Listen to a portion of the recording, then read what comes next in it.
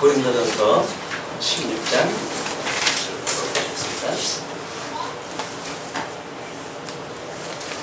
성도를 위하는 연보에 대하여는 내가 갈라디아 교회들에게 명한 것 같이 너희도 그렇게 하라.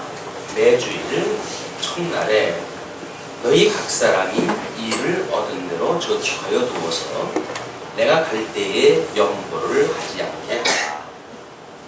내가 이를 때에 너희의 인정한 사람에게 편지를 주어 너희의 은혜를 예루살렘으로 가지고 가게 하리니 만일 나도 가는 것이 합당하면 저희가 나와 함께 가리라. 오늘 고린도전서 대미를 장식하게 됩니다. 우리 고린도전서가 교회의 속죄 사역으로 견인하는 것이라고 이렇게 이야기를 했어요. 지금 이제 로마서로부터 갈라디아서까지가 교회의 속죄 사역. 교리적으로는 우리 예수 그리스도가 속죄 사역을 하는 거지 교회가 무슨 속죄 기능이 있는 것이 아니다 라고 우리가 이제 비판을 하거나 이런 일이 있는데 그건 너무 협의적이고 그런 논쟁거리가 이제 지나지 않습니다. 왜냐하면 로마 교회가 이 교회가 어떤 이런 속죄권이 있다라고 하는 그런 이름으로 많은 성도들에게 이제 교회에 들어오지 않으면 이 구원이 없다고 한다든지 그런 논리를 피기 때문에 개혁교회에서 일부 그 교리의 그 부족한 부분에 대한 비판이 있지만 그렇다고 해서 교회라고 하는 것이 어떤 속죄의 기능이 우리가 말할 수 없는 그런 아무것도 아닌 공백 상태가 아니라고 하는 것을 우리가 누가복음을 공부할 때 누가복음에서 누가복음의 일이 이거 속죄 사역입니다. 이거는 예수님이 이 땅에 오셔가지고 구약에서 언약되어진 대로 속죄 사역을 하심으로 당신이 그리스도인 걸 증거한 것이 예수님의 지상사역이라고 이렇게 이야기를 했어요. 예수 그리스도의 지상사역인데 이 예수님께서 이제 승천을 하셨단 말이에요. 승천을 갖다 하셔가지고 하시는 일을 우리가 천상사역이다 이렇게 이야기를 합니다.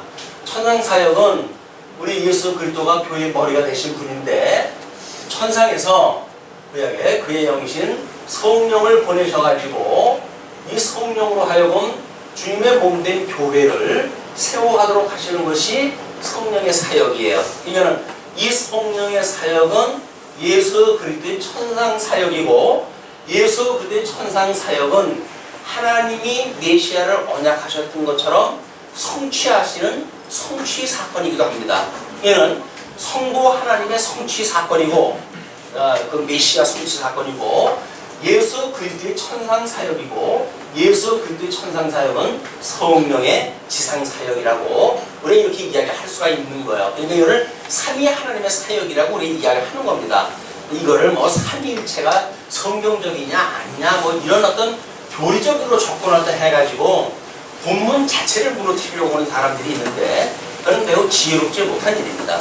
교리는 교리고 성경 본문이 말하는 그런 풍성한 의미가 무엇인가를 우리가 확인할 때 해내야지 거기서 어떤 그런 교리적인 그런 논리를 가지고 본문에 대한 것을 탄지를 한다든지 하는 그거는 매우 협의적인 생각이에요. 그래서 그런 사람들은 도구마, 소위 어떤 교조주의에 있어가지고 교리에 지나지 않으면 자기가 주장하는 교리에 맞지 않으면 성경조차도 포기할 사람들입니다. 매우 이 어떤 주객이 전도되어진 건데 오늘 성경 본문을 통해서 교리가 말하고자 하는 것이 무엇인가를 깨닫게 되어지는 그런 일이기 때문에 오히려 더 성경을 알고 교리를 이해하게 되면 풍성한 교리의 그런 감각을 통해 가지고 우리가 이 교리적인 어떤 그런 잣대를 삼고 중심을 잡고 신앙생활을 할 수 있다는 겁니다. 근데 교리만 가지고 신앙생활을 하는 사람들은 아주 살막살막한 사람들 메말라가지고 자기가 말하는 거 이외에는 전부 잘못됐다고 이야기를 하니까 서로 말이 안 돼요. 왜? 자기 거 이외의 이야기를 하게 되면 그걸 받아들이려고 그러진 않으니까. 근데 자기가 받아들인다는 이야기가 너무 협의적인 생각이란 말이에요. 그거를 폭넓게 마음을 넓히다 보게 되면 상대방이 말하고자 하는 의미가 무엇인가를 우리가 받아들이게 되어지는데, 어떤 그런 교리라고 하는 특징, 그래서 압축적인 단어가 이렇게 단어 나열로 되어져 있는 문장 위주의 교리를 믿는 사람들은 성경의 의미를 제대로 파악을 못하고 있어요. 아마 우리 한때의 우리의 오해도 거기 있었다고 보여집니다. 고린도 전서를 우리가 주제를 잡을 때, 이 고린도서에 대한 전체 어떤 주제를 잡을 때, 이 그리스도의 천상 사역이니까 그리스도의 천상에서 즉 지상에서 하셨던 일에 대하여 이걸 이제 언약이라고 이야기를 했고, 이 언약하신 대로 천상에서 이루시는 일이 그리스도의 사역이라고 우리가 이렇게 확인했다 했어요, 구도적으로. 그러니까 이 교회의 속죄 사역이라고 하는 것은 예수 그리스도의 속죄 사역이 우리 주님께서 누가복음에서 증거되어진 내용들이에요.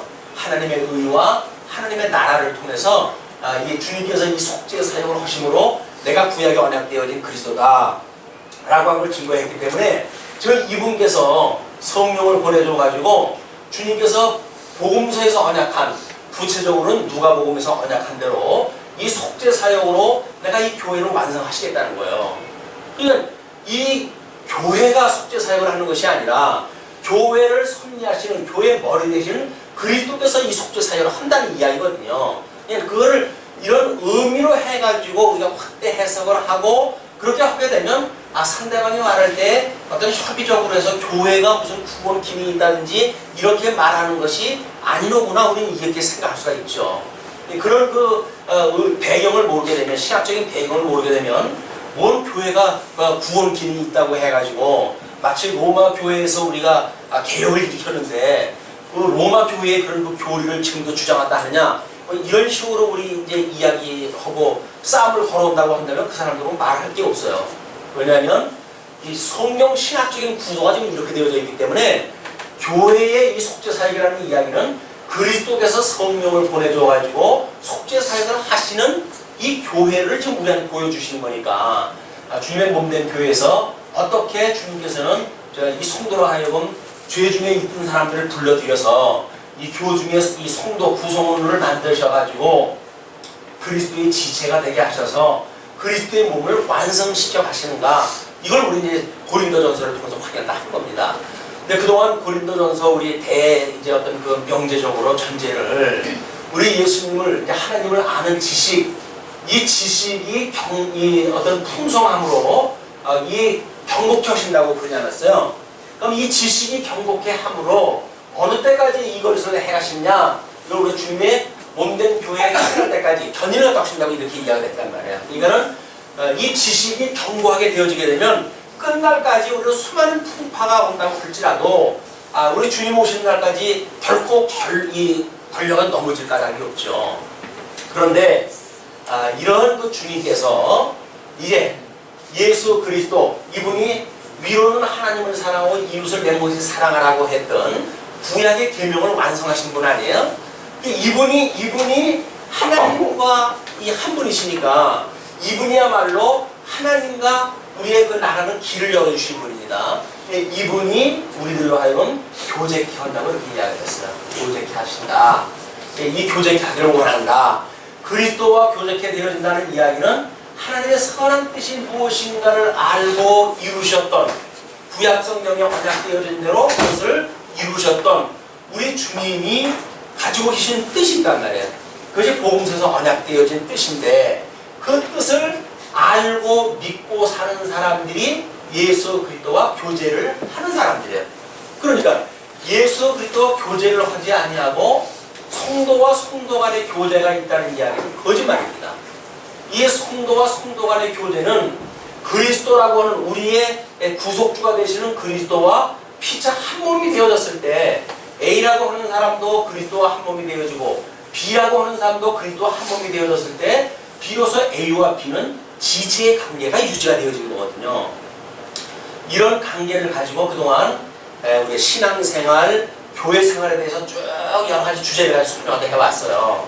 오늘 이제 16장에 들어서 가지고 이런 그동안 설명했던 거를 묶어내는, 어떻게 보게 되면 그동안 그런 것들이 이론적으로 사도 바울이 교육을 했다고 한다면 16장에서는 실질적으로 사도 바울이 권면을 갖다 하거나 또는 기도를 하거나 이런 내용으로 해가지고 실제로 그 사건이 종합되어지는 사건이에요. 그러니까 고린도전서 우리가 1장 1절부터 6절까지 공부를 갖다 했고 그 다음에 과정을 다 잊어버렸다고 하더라도 16장을 공부하게 되면 총 정리가 되어지니까 오늘 고린도전서를 공부하면서 우리는 교회의 속죄 사역을 어떻게 주님께서 이루시는지에 대한 그런 원형을 실질적으로 사도 바울을 통해서 이루었던 그 사건을 오늘 우리가 확인을 하게 되어지는 겁니다. 그게 주님의 몸된 교회를 주님께서 이 속죄 사역으로 견인해 가시는 하나님의 사역이에요. 이 주님의 몸된 교회를 주님께서 끝까지 붙들어 가시는 일은 이렇게 주님의 몸된 교회의 성도로 하여금 이제 하나님의 선한 뜻을 깨닫고 그 뜻을 알아서 주님과 교제하고 성도 간의 교제를 갖다 해가면서 살아가는 것이 교회 생활이다. 이걸 모르고 나는 너를 사랑합니다. 이런 일은 아무런 의미가 없어요. 그건 인간적인 사랑에 지나지 않습니다. 그리스도, 그걸 우리가 이제 고린도 13장에서는 진리와 함께 기뻐하는 것으로 이야기를 했죠. 이는 진리, 나는 곧 길이요 진리요 생명이라고 하셨던 그리스도, 이분과 함께 기뻐하는 것이 우리의 사랑이라고 정의가 되어졌고 그 사랑으로 피차 이렇게 교제를 나누는 것이 성도의 관계다. 자, 그러면 16장 1절부터 4절까지는 예루살렘 성도를 위한 연보의 방법을 지금 부탁을 하는데요. 성도를 위하는 연보라고 하는 그 이야기는 예루살렘 교회의 연보입니다. 그러니까 지금 이 관계예요. 이 A, 즉 고린도 교회예요. 이 고린도 교회라고 한다면 B는 예루살렘 교회예요. 그러면 확장되어진 개념이죠. 그렇죠? 여기 고린도 교회라고 보았을 적에는 A라고 하는 구성원과 B라고 하는 구성원의 협의적인 내용이지만 지금 사도 바울이 연보에 대한 것은 예루살렘에 지금 무엇인가 연보를 하기 위해 가지고 고린도 교회에게 연보를 지금 이야기를 한단 말이에요. 그러니까 그 이야기는 고린도 교회와 예루살렘 교회라고 하는 더 확대된 교회의 입장이겠죠. 총회라고 하는 그런 그 입장에서 이제 이걸 보시면 될 겁니다. 그런데 고린도 교회에 복음이 들어오기까지는 예루살렘 교회로부터의 수많은 핍박 가운데 그 복음을 지켜왔고 여기서 복음을 깨달았던 사람들이 지금 고린도까지 와가지고 복음을 증거했단 말이에요. 영적으로 해가지고 이 사람들은 지금 이 복음을 증거하기 위해서 수많은 핍박을 당하고 있는 입장이죠. 그럼 이 핍박을 당하고 있는데 이 복음으로 인해가지고 부여로운 사람들이 과연 무엇을 가지고 이 사람들의 이 어려운 환경 이거를 여기서 보충시켜 줄 수 있겠는가? 그 이야기가 연보라고는 물질이라는 이야기예요. 이쪽에서 복음으로 무엇인가를 주기 위해 가지고 고난을 받는 사람들이니까 이쪽에서는 연보라고 하는 그런 그 일로 예루살렘 교회에 지금 아주 그 기근으로 해가지고 상당히 이 생활이 어려운 지경에 지금 빠져 있으니까 이 고린도 교회에게 연보를 지금 사도 바울이 이야기한단 말이에요. 이렇게 자기 중심적으로 내 생각만 하고 사는 것이 교회 생활이 아닙니다. 교회 생활은 우리가 어디로부터 복음을 받았고 복음을 받은 사람하고는 어떤 관계가 있고 이런 유기적 관계를 우리가 잊어버리고 그냥 내 한 곳만 생각을 하고 교회 생활한다는 이야기는 교회 생활이 아닌 거예요. 이런 맥락에서 연보에 대한 걸 이야기를 하면 나갑니다.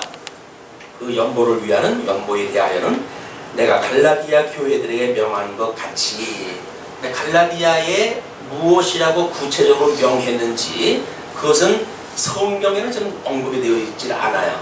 그러나 그 뒤에 이야기를 들어보면 그 갈라디아 교회에게 무엇이라고 권면했는지 그 내용을 우리가 짐작할 수가 있습니다. 그게 뭐냐면 매 주일 첫날에 너희 각 사람이 일을 얻은 대로 저축하여 두어서 그 이야기예요.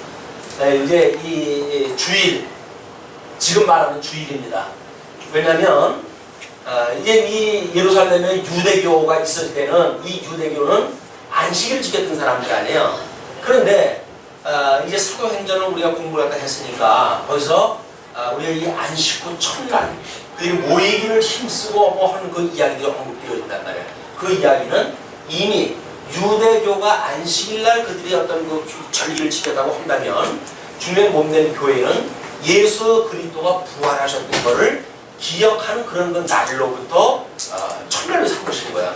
그러니까는 지금 이제 우리 보통 달력에 빨간 글씨로 해가지고 토요일날 파란 글씨가 있고 빨간 글씨가 이렇게 끝으로 되어져 있는 그 교회의 그 달력은 사실은 성경적이지 않은 방식이에요.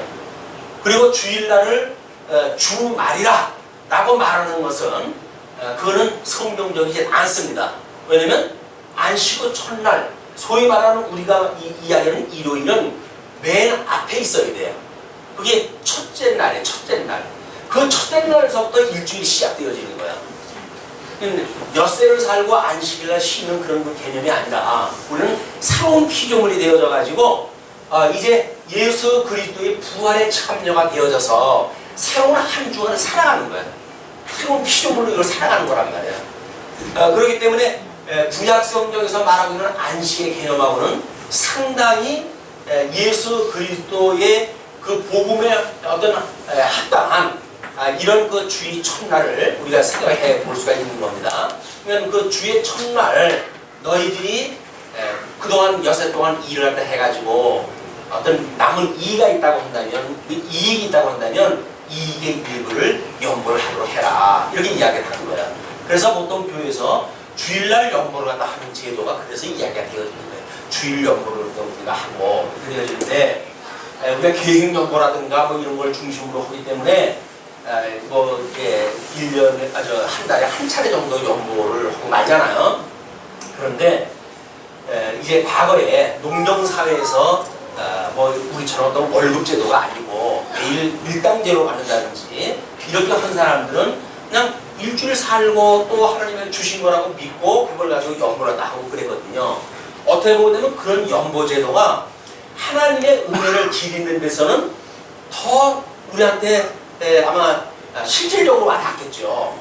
매주일 그런 은혜의 감격을 누리니까. 우리는 우리가 이제 한 달에 한 번 한다는 이야기는 뭐예요? 연보에 대한 기쁨은 한 달에 한 번으로 해가지고 축소가 되어진 거예요, 사실은. 그렇게 좋은 방법이 아닙니다. 합리적이고 뭐 어떠고 저쩌고 이야기를 해봤자 하나님의 은혜를 기억하는 일에 있어서는 별로 지혜로운 방법이 아니다. 우리 과거에 믿음의 선배들이 뭐 그 연보를 하기 위해 가지고 화폐를 깨끗한 돈으로 준비를 한다든가 뭐 심지어 뭐 다림질을 갖다 했다든가 이런 거를 우리가 비웃는 이야기로 하잖아요. 근데 사실은 하나님께서 주신 은혜라고 하는 생각을 하면서 다림질을 하는 사람의 그 믿음의 심정을 이해 못하는 거예요. 그런 합리적인 생각을 가지고 돈이라고 하는 어떤 재정이라고 하는 입장으로만 그걸 보았지 하나님의 은혜라고 하는 입장으로 보지를 못했으니까 그걸 비웃고 비아냥거리고 하는 거예요. 그분들은 그거를 큰 화폐를 갖다가 손질을 갖다 하면서 하나님께서 주신 거라고 해가지고 얼마나 큰 은혜를 기억하면서 그걸 준비를 하겠습니까? 그럼 그 은혜를 준비한 사람의 마음을 헤아리지 못하고 촌스럽다든지 무슨 이게 뭐 성경적이 아니라는 등 이런 걸 가지고 비웃거리고 이러저 하는 거는 그리스도 안에서 사랑을 하는 일이 아니에요. 사랑한다고 한다면 그게 귀하게 여겨져야죠. 아니 남의 은혜를 깨닫고 은혜로 사는 삶을 갖다 우습게 여기면서 무슨 하나님의 은혜를 말합니까? 그건 아닌 거예요. 우리가 그동안 왜 이렇게 삭막한 생각을 가지고 살아가는가? 너무 합리적인 거에 우리가 빠져버렸어요. 세속주의를 배격한다고 하면서 오히려 세속주의의 합리주의에 우리가 빠져져 있는 몰입되어져 있는 삶을 사는 건 아닌가 이런 생각을 한번 반성할 이유가 있습니다. 그래서 정말 그 믿음으로 뭔가 하루하루 또는 한 건 한 건 생각하는 사람들의 생각들 그런 생각이 모여가지고 예루살렘 교회로부터 온 연보의 이 어떤 복음의 은혜를 기억하고 그거에 따르는 연보를 보내는 심정이 이것이 조화를 이루는 거 아니겠어요? 이런 어떤 복음적인 사고가 없이 온라인으로 해가지고 예루살렘에 뭐 필요해? 얼마 필요해? 해가지고 송금을 하다 해줬던들 무슨 의미가 있겠어요? 우리 어제 돈우봉 씨가 오래간만에 전화가 와가지고 목사님 구자보로 좀 알려주십시오. 제가 교회에 조금 연보를 좀 해드렸어요. 교회 연보를 넘치겠다고 전화를 주셨어요.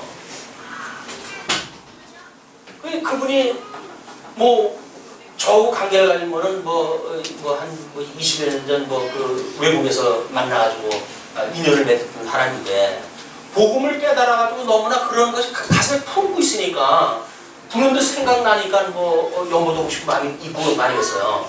예, 그런 심정을 이해하지 못하고 그거를 어떤 황가로만 계산하고 하는 이런 인간들을 보게 되면 정말 단맛이에요. 예? 교회에 3천만 원 보증금 뺏어오라고 이런 이야기나 해야 되고 그런 사람들은 무슨 복음을 이야기를 합니까? 복음을 이야기를 합니까? 복음을 말하는 사람들은 그렇게 찌질하게 그렇게 살아요. 찌질하게. 돈 1,000만 원, 2천만 원 보증금 그것 때문에 그냥 그렇게 난리 피고 이런 것들은 창피해요 정말. 여기서 복음을 깨달았다고 하는 것은 하나님의 은혜로 우리가 보여지지만 하는 행위를 보게 되면 너무 창피해. 같이 말씀기가 하나님의 은혜로 살아가는 것이 얼마나 우리를 부유롭게 하는데 겨우 그것 때문에 우리가 인심을 잃고 이걸 어떤 그리스도 간의 이 지체 간의 정을 우리가 놓치고 살아간다고 그게 무슨 의미가 있겠어요. 자, 사설이 너무 길어지는데 그렇게 해가지고 저촉하여 두어서 내가 갈 때에 연보를 하지 않게 해라. 사도 바울이 지금 이쪽에 연보를 하기 위해서 이 고린도 교회의 방문 목적 중에 이쪽에 연보를 가게 하기 위해서 지금 가는 것도 포함이 되어 있단 말이에요. 그런데 만약에 사도 바울이 고린도 교회에 갔을 때 연보를 한다면 사도 바울의 얼굴을 보고 생각지 않고 준비 안 했던 연보를 할 수밖에 없겠죠. 그 연보는 충동적인 연보예요. 그런 것들이 마음에 늘 가지고 있던 마음들이 모이고 그래서 모였던 것이 사도 바울이 방문을 갖다 했을 때에 정당하게 전달이 되어지게 되면 그동안 그 마음을 가지고 사도 바울이 예루살렘 교회에 이걸 전하겠죠. 그러나 사도 바울이 어느 날 불 가가지고 이쪽 교회 연보 좀 해야 되겠다. 연보 좀 해라. 라고 했을 때 사람들이 연보 느닷없이 하라고 그러니까 이거 배려가 또 뭔 연보야. 그래가지고 기쁜 마음으로 연보하는 것이 아니라 투덜투덜 연보가 될 거야. 투덜투덜 연보. 투덜투덜 연보. 아니면 다른 사람 이목을 봐가지고 다른 사람 다 하는데 안 할 수는 없고 그러니까 자기의 가계라든지 이런 건 아무 상관없이 믿음의 분량이 지나는 연보를 또 덜컹 할 수 있을 거 아니겠어요. 그럼 연보해놓고 그 사람은 나중에 먹거리가 만약에 줄어들었다든지 하게 되면 한 달 이거 살면서 끙끙거리고 그럴 거 아니겠어요. 그래 괜히 이걸 많이 해가지고 한 달 내내 이렇게 고생을 하네. 이런 생각이 들 거 아니겠어요. 그냥 연보는 미리 마음에 준비한 걸 하나님한테 드리는 겁니다. 연보가 그냥 돈이 아니에요. 이거는 복음을 깨달은 우리의 믿음의 고백입니다. 연보라고 하는 그런 의미가 있어야 우리가 주님의 몸된 교회의 연보를 주일날 다만 우리가 얼마를 연보한다고 하더라도 그런 마음을 담아가지고 연보를 할 수가 있지. 그것이 아니라고 한다면 그거는 마음이 없는 연보일 뿐이에요. 우리가 이 복음을 깨닫고 하는 연보에 있어서 좀 더 준비되어진 마음으로 드려지는 연보가 되어졌으면 좋겠다는 생각이 듭니다. 그러면서 내가 이럴 때에 너희의 인정한 사람에게 편지를 주어 너희의 은혜를 예루살렘으로 가지고 가게 하리니. 연보를 뭐라고 그럽니까? 지금 이 연보에 대한 이야기를 사도 바울은 은혜라 이렇게 이야기합니다.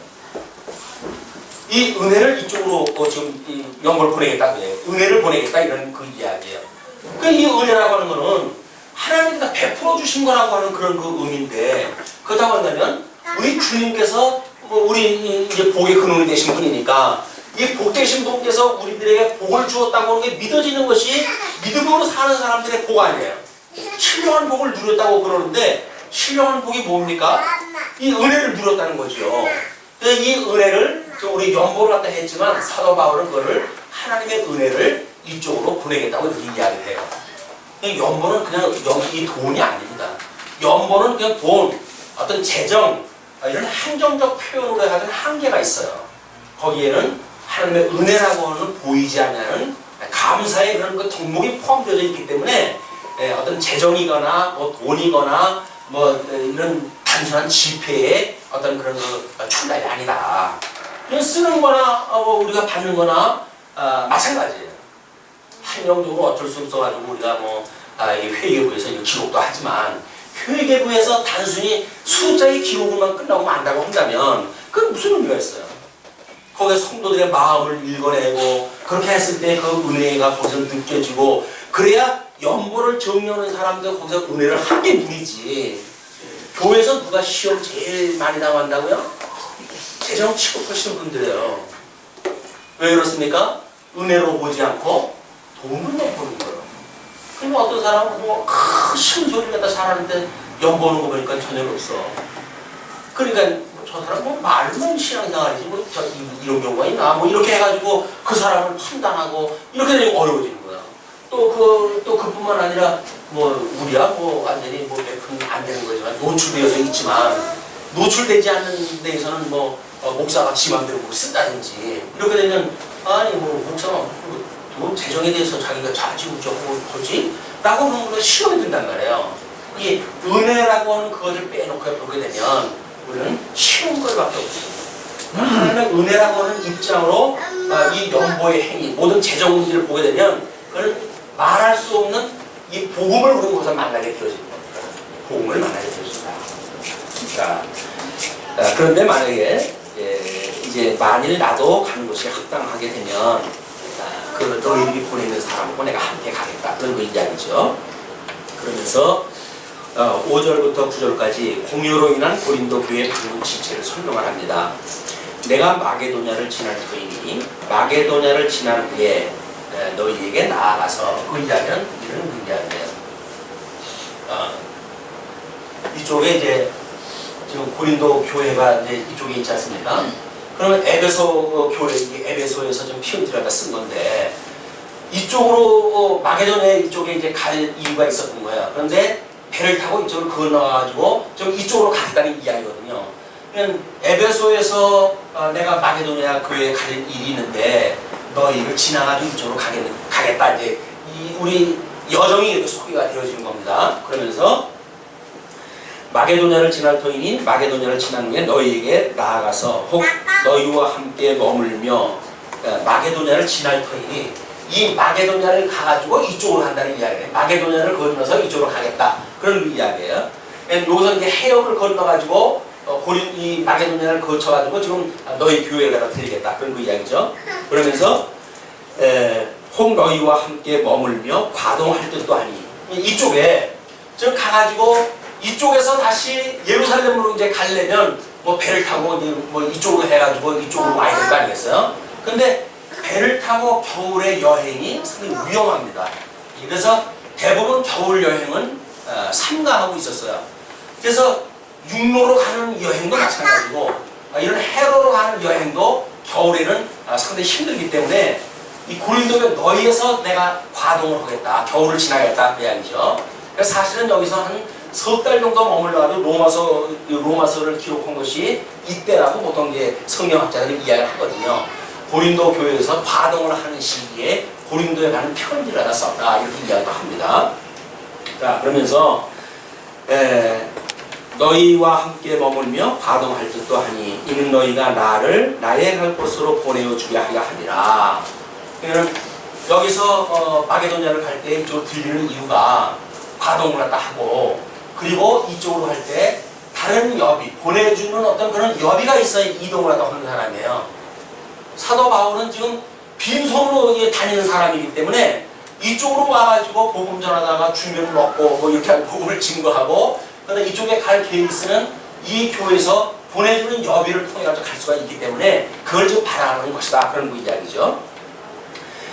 7절 이제는 지나는 길에 너희 보기를 원치 아니하노니 그냥 지나가는 길에 슬쩍 만나는 걸 원치 않는다. 이는 주께서 만일 허락하시면 얼마 동안 너희와 함께 유하기를 바람이라.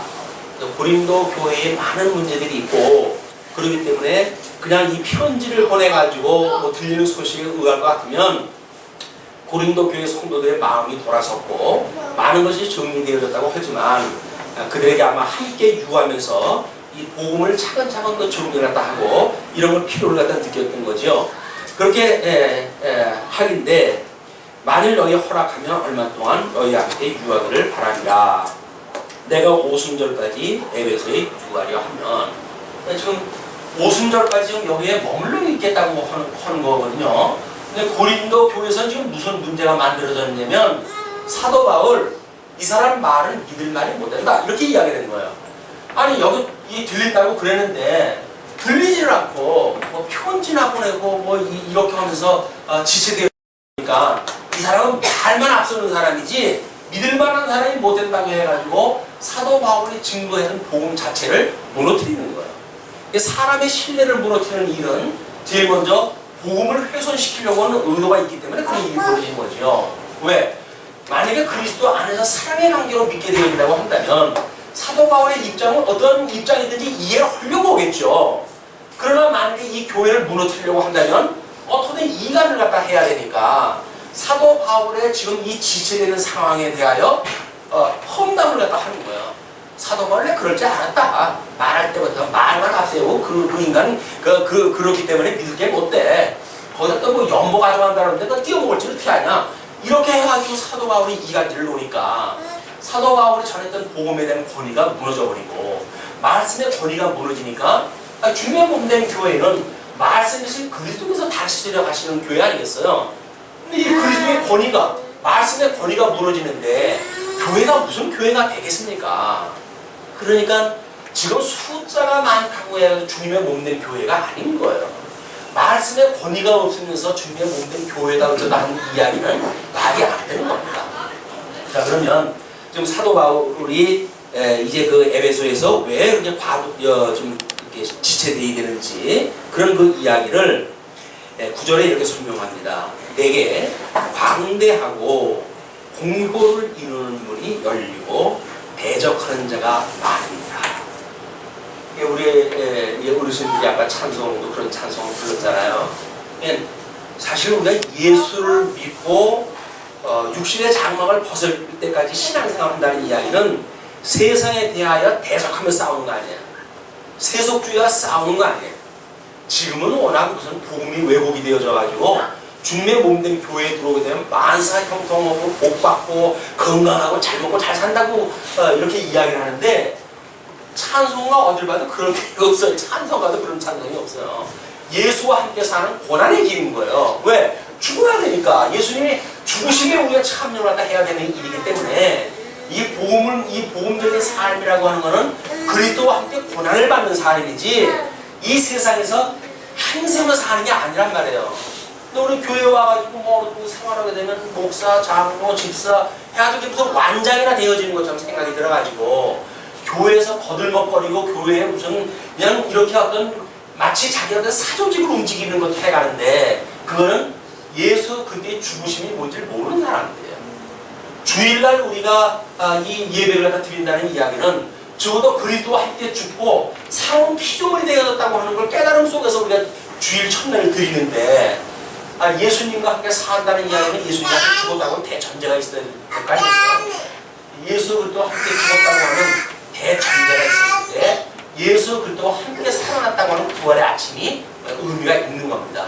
그러니까 주일은 우리가 그냥 일주일 중에 하루가 아닌 거예요. 끊임없이 그리스도의 은혜 가운데 살고 있다고 하는 신앙 고백입니다.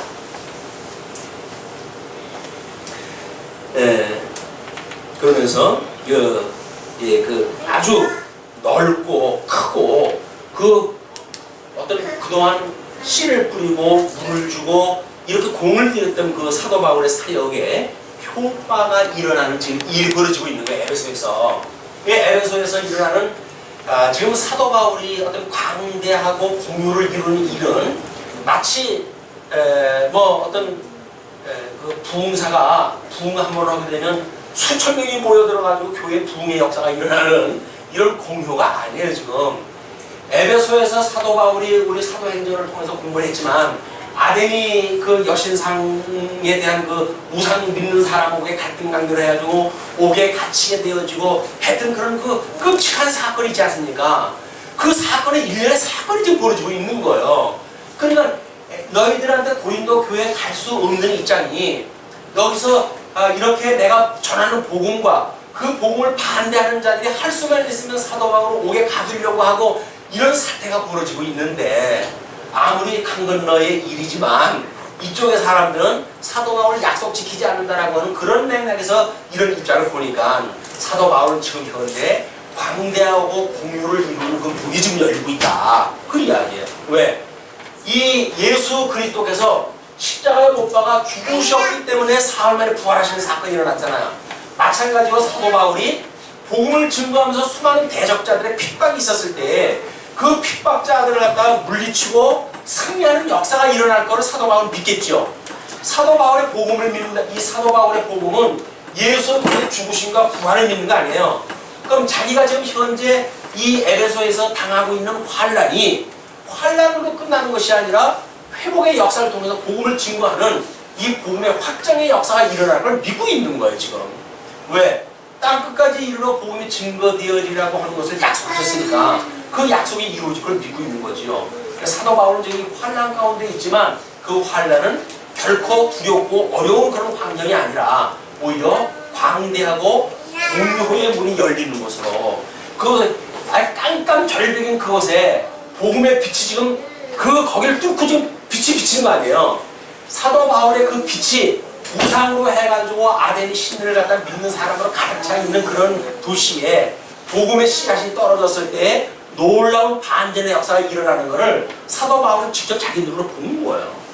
이 은혜만을 본 것이 아니라 은혜가 있을 만한 어둠의 세력에 일어나는 변화를 읽어냈다는 거예요.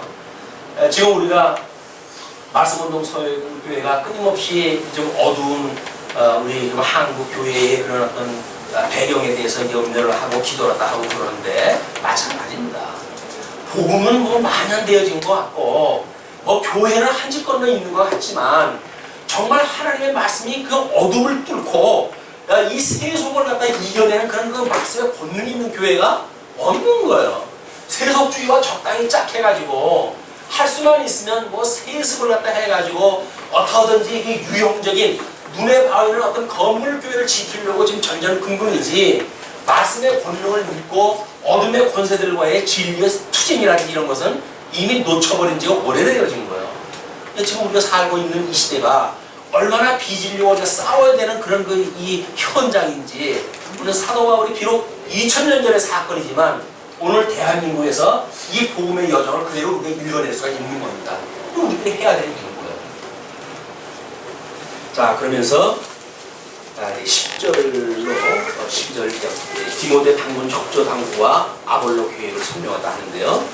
디모데가 이르거든, 디모데는 늘 아들같이 여겼던 그런 자기 후배인데 그 믿음의 후배를 먼저 보냈던 거지요. 디모데가 이르거든 너희는 조심하여 저로 두려움이 없이 너희 가운데 있게 하라. 디모데는 나이가 어리잖아요. 자기는 그래도 백전노장이에요.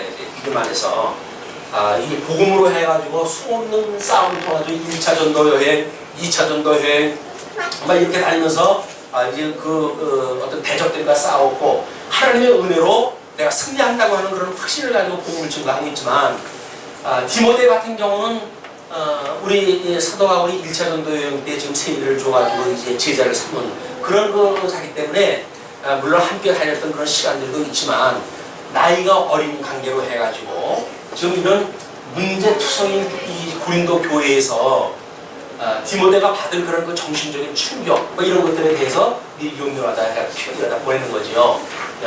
디모데가 너희에게 도착하다 했을 때 두려움이 없이 너희 가운데 있게 해다오, 그런 그 이야기를 하는 겁니다. 그러니까 이게 믿음이 어린 자를 파송할 때의 그런 그 심정이 바로 그런 거예요. 그러니까 제가 비록 나이가 먹어가지고 목회를 시작했지만은 우리 그 존경하는 목사님께서 나를 청주에 그 교회로 보낼 때, 그럴 때 청주 교회에다 그런 안부를 부탁을 했겠죠. 이분은 목회를 갖다 하려고 해가지고 신학을 전문적으로 한 사람도 아니고 그냥 중면 몸된 교회를 섬기면서 했던 사람이고, 이제 신학을 준비해야 되고 여러분들하고 이 복음을 함께 해야 될 사람이니까 그가 갔을 때 그를 나를 대하듯, 내가 복음을 전하는 나를 대하듯 이분을 갖다가 좀 너희들이 이렇게 접대라도 해줬으면 좋겠다. 그런 인사를 하지 않았겠어요? 지금의 세월이 지나가지고 다 흐트러졌지만 그때만큼 그랬을 거라고요. 나는 그런 어떤 선배 목사님의 그런 안부 전하는 것 또는 보호를 요청하는 것 그런 가운데 와도 복음을 증거했겠죠. 내가 달라고 한 것이 아니라 수많은 믿음의 선배들의 그런 배려와 또 먼저 있던 분들의 그런 어떤 그 나에 대한 어떤 받아들일 만한 준비와 이런 것들이 하나님께 주신 다 은혜 아니겠어요? 근데 이 은혜를 놓치게 되면 지가 달랐다는 거예요. 지가 달라가지고 뭘 했다는 거예요. 그러니까 이게 아픔이 되어지는 겁니다. 끊임없이 하나님의 은혜라. 우리가 지금까지 지내온 것 다 하나님의 은혜인 거예요. 어떤 것 하나 하나님의 은혜 아닌 것이 없습니다. 이걸 놓치고 살게 되면 인생살이 괴로워요. 예수 믿고 산다는 건 더 힘들어요. 왜? 아니 뭐 떡이 생깁니까? 뭐 돈이 생깁니까? 예수 믿는다고 주일날 교회 나온다고 해가지고. 그러나 이 은혜가 깨달아진다고 한다면 은혜와 함께 은혜를 깨달은 사람들이 만나가지고 복음을 우리가 지키고 보수하고 또는 이걸 전승을 시키는 이런 거 일이 얼마나 가치로운 일이겠어요.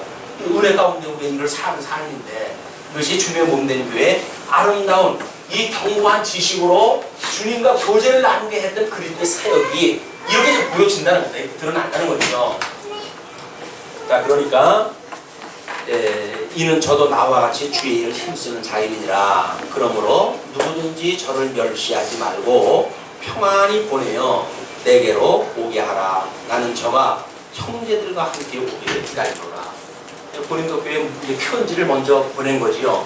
편지를 갖다 먼저 보내가지고 이제 디모데가 도착할 때 했을 때 그런 그 좋은 소식을 너희들 대표와 함께 나한테 왔으면 좋겠다 이렇게 이야기를 하죠.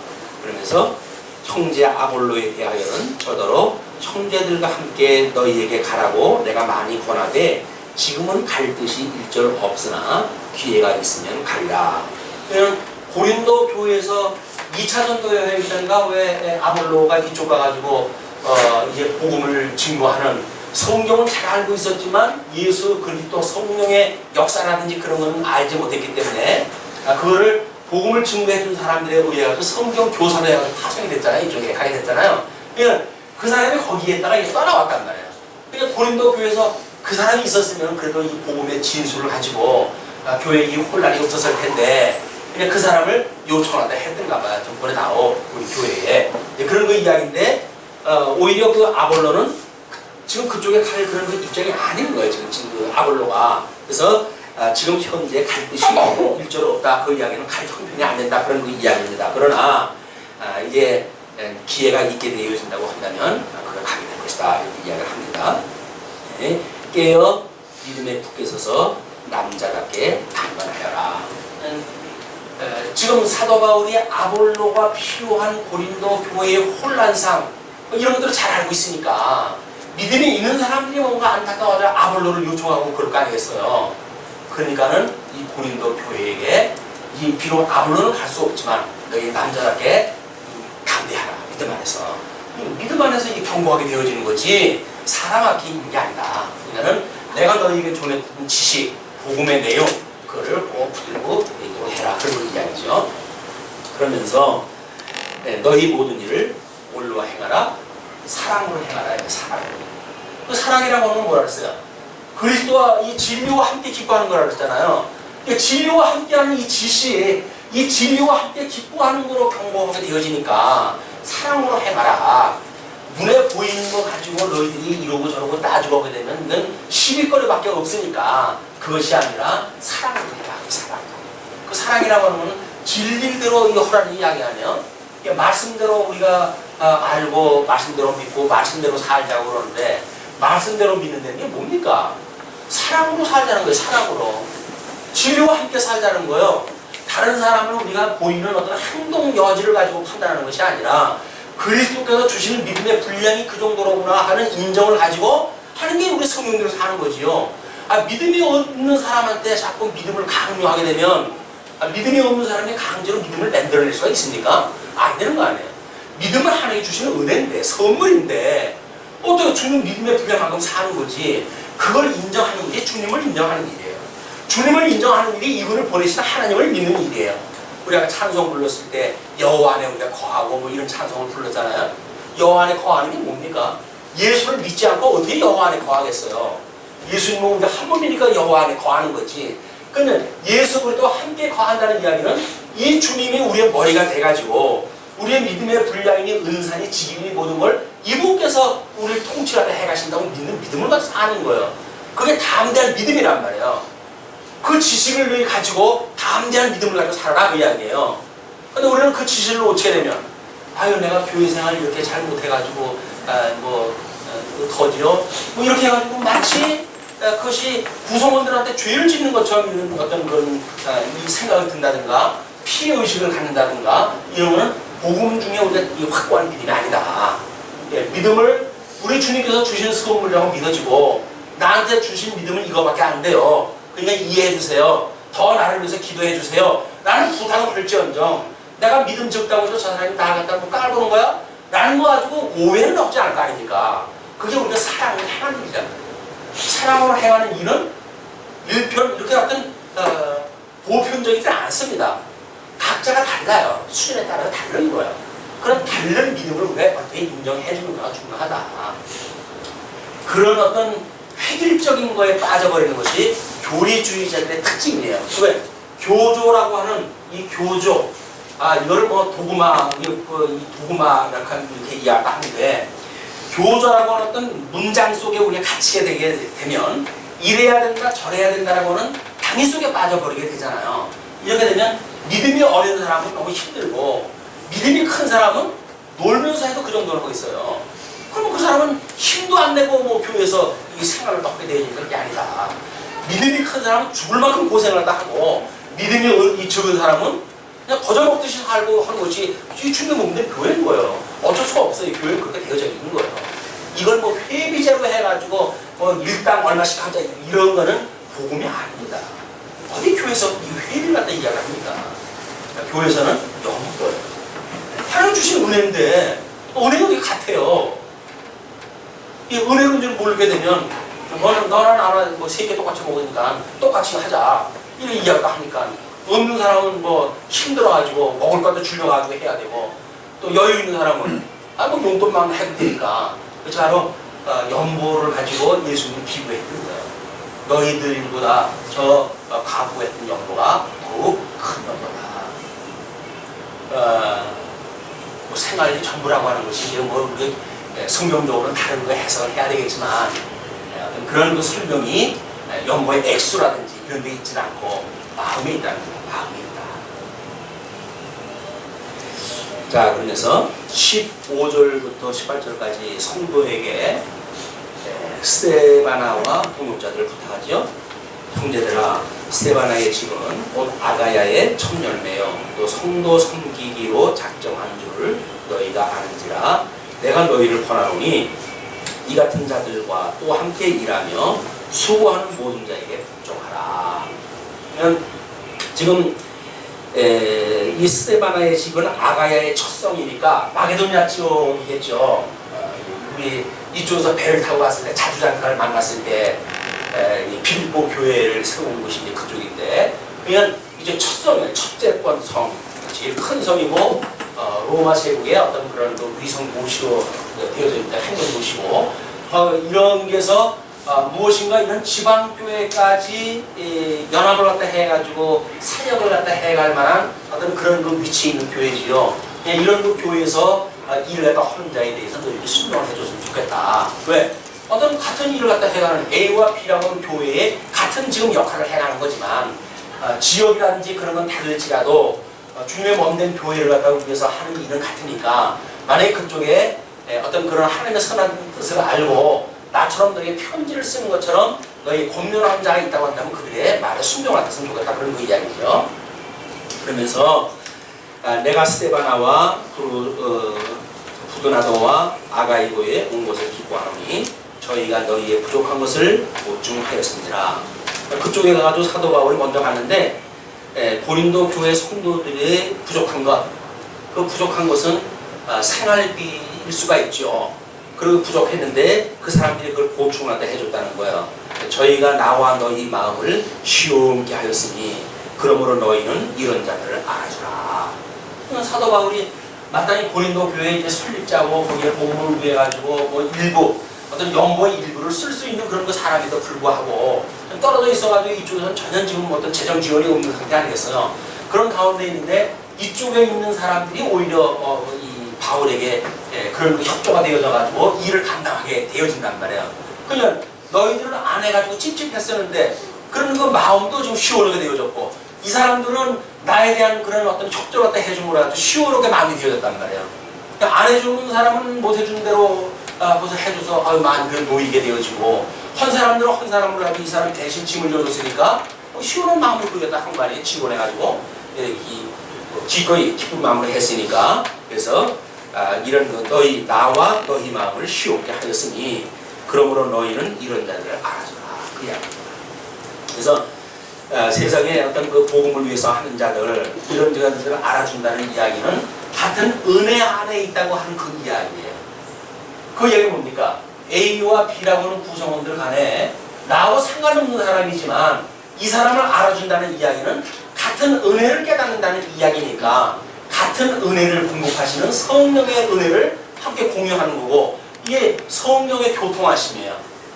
뭐 우리가 축도할 적에 매일같이 이 성령의 교통하심을 이야기를 하지만 이런 교통함이 없이 그냥 명제적으로 성경 구절에 뭐 성령의 교통하심이 너희와 함께 있을지어다 그런 것들이 아무런 믿음도 없이 그 얘기를 들으면 무슨 소용이 있겠어요. 이 성령의 교통하심이라고 하는 것은 우리 영적으로 하나가 되어지는 그런 은혜를 직접 하신다는 성령에서 역사를 하시는 거예요. 그게 믿어지는 것이 우리가 아멘으로 받아들이는 거죠. 네, 그러면서 아시아 교회들이 너희에게 무난하고 아굴라와 브리스가와 이 아굴라와 브리스가는 부부지간이죠. 사도 바울하고 이제 복음을 증거했을 때 동료가 했던 사람인데 아굴라가 남편이고 브리스가와 여자 이 아내예요. 다른 데에서는 브리스가가 앞에 표현되어지는 경우가 더 많습니다. 이게 한 6번 정도 나왔다고 이렇게 이야기를 하는데 4번 정도는 아내 이름이 앞에 나오고 2번 정도 이 남편 이름이 앞에 나왔다고 그러는데 보통 그 호명을 한다든지 할 때 믿음의 순서에 의해 가지고 차서라고 하는 것은 어쩔 수 없이 이 우리가 어떤 순서라는 것은 시간 세계 속에 사니까 뭐 A라고 하는 사람과 B라고 하는 사람 부를 적에 A, B, C 이렇게 부르겠죠. 그러면 어떤 뭔가 이유가 있이 그렇게 해야 되지 않겠어요. 예를 들어 공동구의 회원 명부를 갖다 부를 때 아무런 차사가 없이 부를 수 없잖아요. 뭐 가나다 순이라든가 무슨 우리 그 입교 순이라든가 집교 순이라든가 뭐든 순서가 있단 말이에요. 그 순서를 따라서 하는 것이다. 그래서 우리가 이게 4월달에 투표를 했지만 그 투표를 할 때에도 거기다 차서가 결정이 되어지는 거예요. 어떤 분이 성도들의 더 많은 표를 얻게 되어지는가에 따라서 그분이 앞서 표가 되어져요.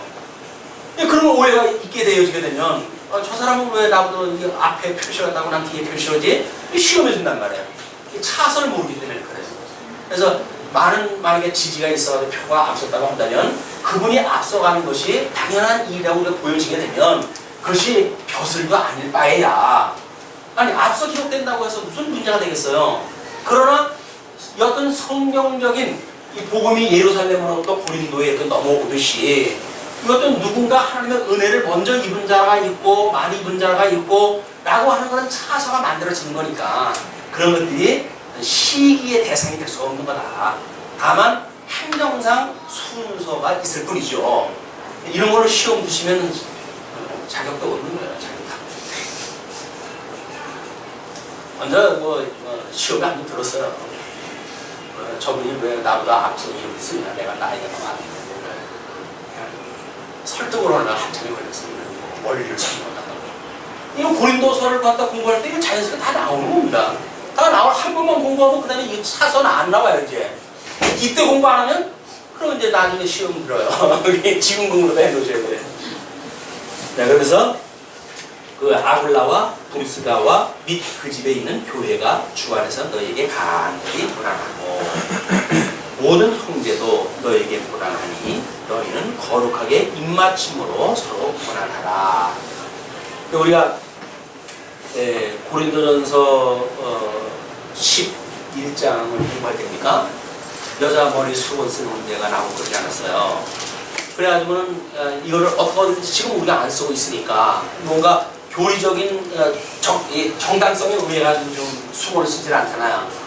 그럼 뭐 어머니 교회나 뭐 이상한 거 교회가 있는데 그런 여자들이 전부 이제 그 수건을 씁니다. 수건을 쓰고 그다음에 하나님 아버지만 있는 것도 아니고 뭐 어머니도 계시더라고 어쨌거나 해가지고 6월절도 지키고 그래요. 근데 교세가 만만치 않아요. 그러니까 복음이 뭔지도 모르는데 모이는 사람들의 수는 비교도 안 될 만큼 많은 사람이고, 그리고 그 사람들이 6월절 절기를 지금도 지킨다고 그러니 예수 그리스도의 6월절 어린 양으로 돌아가셨던 이분에 대한 복음은 온데간데 없는 교회예요. 그런데도 불구하고 6월절을 지키는 거에 합당성을 갖다 얼마나 주장할까 하는지 몰라요. 그리고 인터넷에 고백을 하고 다닙니다. 그 사람들이 머리 수건 써야 된다고 고백을 하고 다닙니다. 이제 다른 사람이 머리 수건 쓰는 것에 대한 그 부당성에 대한 걸 이야기를 하고 그러면 볼 때가 되더라고요. 뭐냐 성경이 쓰라고 그러는데 너희 성경도 그럼 믿지 않는 사람들은 뭔 얘기가 나오냐. 하여튼 마치 믿어보는 사람들은 이야기를 하니까 그 사람들한테 이거에 대해서 머리에 수건 쓰는 거에 대해서 논리를 제시하는 사람도 없어요. 왜? 우리가 그렇게 성경을 설명했던 것처럼 설명한 데가 없거든요. 다만 뭘로 설명을 한다고요? 야, 그때는 그때 문화다. 그냥 문화의 일부로 설명을 한 거예요. 그러면 이제 그리고 이 성경 구조를 갖다 대는 거예요. 모든 형제도 너희에게 무난하니 너희는 거룩하게 입맞춤으로 서로 무난하라고 그러는데 너희들은 그런 입맞춤으로 인사하냐?